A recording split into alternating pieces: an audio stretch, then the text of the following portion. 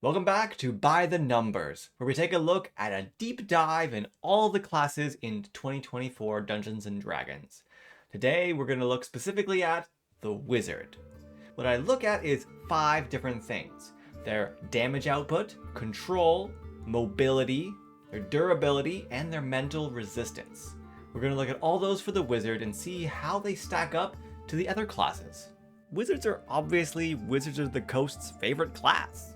I mean, it's in the name. They've been heralded as the supreme class for all of 5e, and before that too.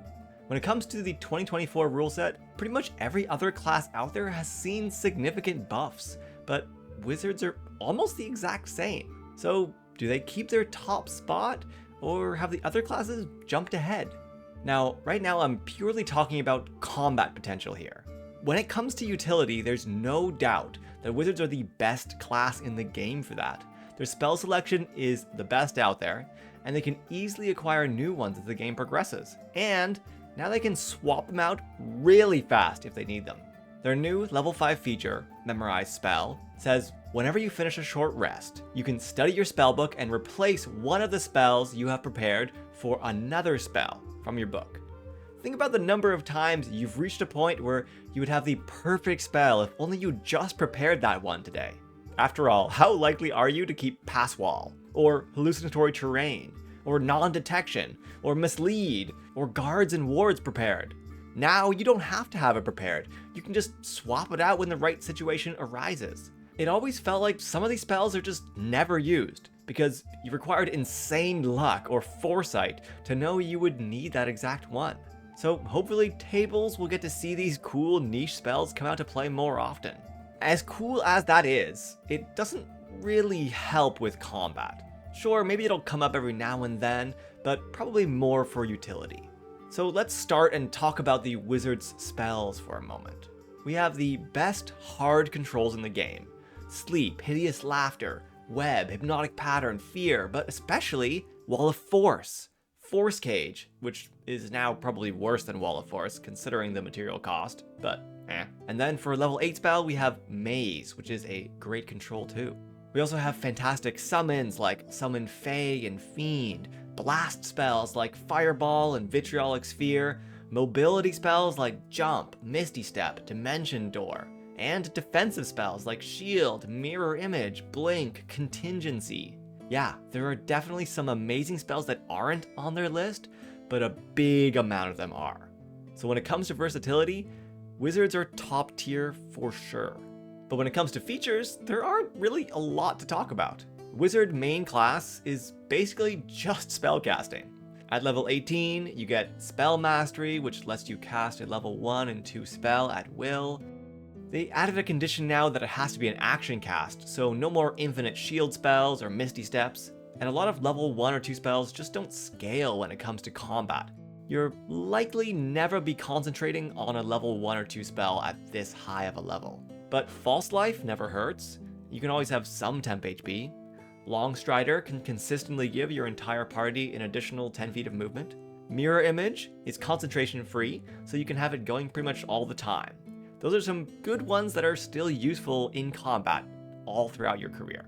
For utility, you've got great ones like Silent Image, Detect Thoughts, Enhance Ability, Invisibility, Levitate, See Invisibility, Suggestion. There's a lot of pretty good ones.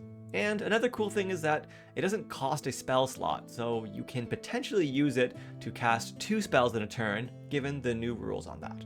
At level 19, you get an epic boon, and the one they suggest is Boon of Spell Recall, which gives you a 25% chance not to use a spell slot when you cast a level 1 to 4 spell. It's a great way to stretch out those spells.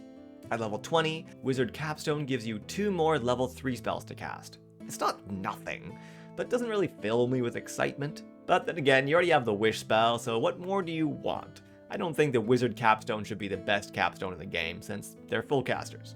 So that was a pretty quick summary of their features, but let's take a look at the build.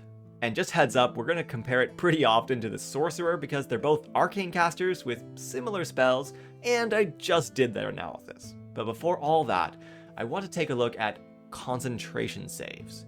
Take a look at this graph right here. This is a graph showing a typical creature at certain levels and how much damage they do and how many attacks they do. And based on that, if that creature were to focus on us for one turn, how likely are we to maintain concentration through one attack and through all their attacks? And I think it's not very good. Unlike sorcerers, we don't have proficiency in con saves, and even if we pick up Warcaster, we're pretty susceptible to losing it. We have about a 1 in 4 chance to lose it if we're targeted by one creature. So if we pick up Warcaster at 4 and Resilient at 12, then we're pretty likely to maintain concentration for all 4 rounds. So we'll assume concentration for 3 rounds up until level 12, and then we'll assume it for all 4 rounds. Now, talking about the stereotypical wizard, I think it's primarily a controller and utility caster. But due to their flexibility, they can excel at a lot of areas. If you choose the right spells and focus on that, you can do pretty good single target damage, or area damage, or even be extremely mobile or durable. For this analysis though, I'm going to do just 2 builds, just like the Sorcerer.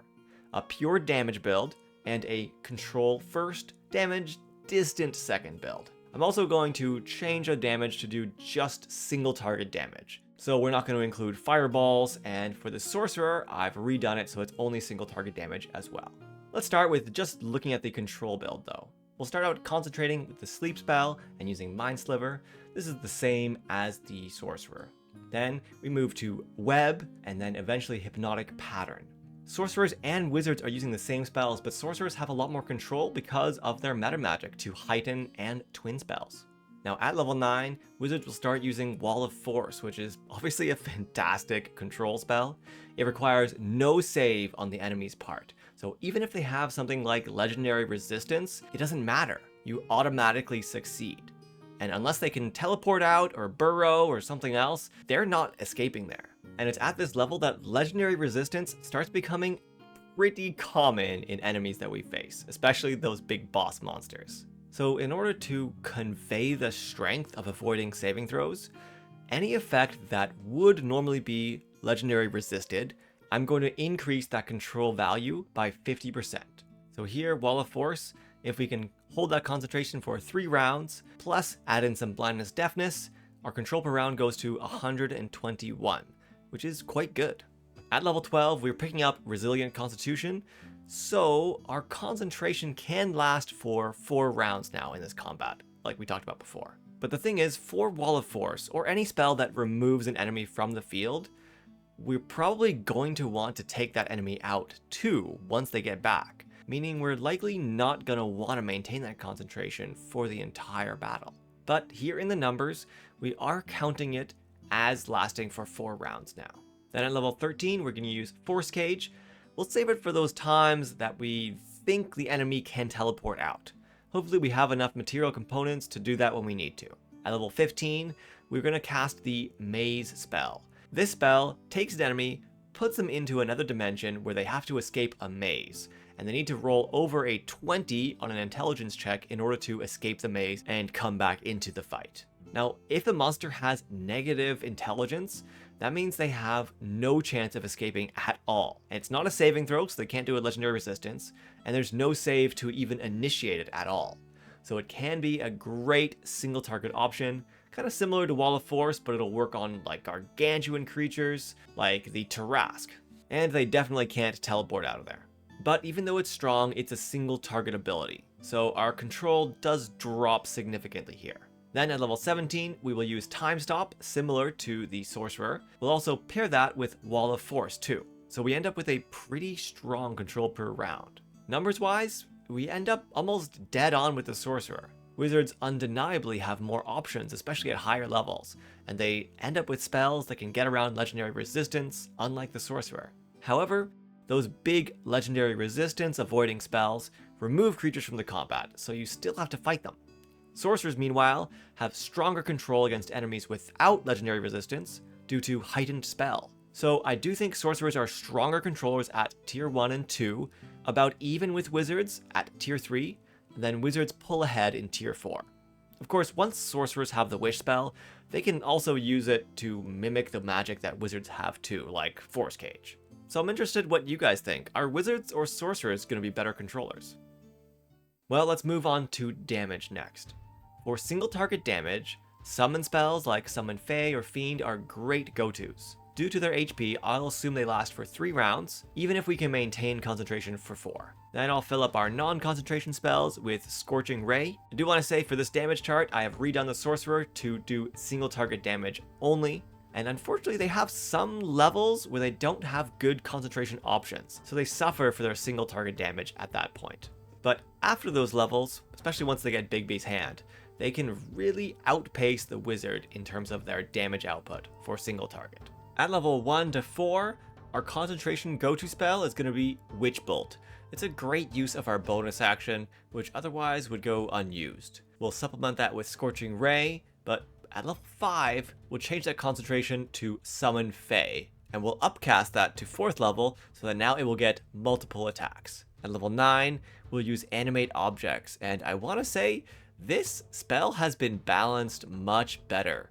It's actually stronger just a little bit to use a large object instead of a bunch of small ones. And I personally am very glad of that because it's better to have one object on the field that you only roll 1 attack and damage for than 12 little coins that you're rolling for. It also just feels a little better. Anyway, still a good spell, but not game breaking like it used to be. At level 11, we'll do Summon Fiend, and that does great damage. At 13, we'll use Mordenkainen's Sword. Then we'll upcast Summon Fiend to level 8, and that will give it 4 attacks per turn.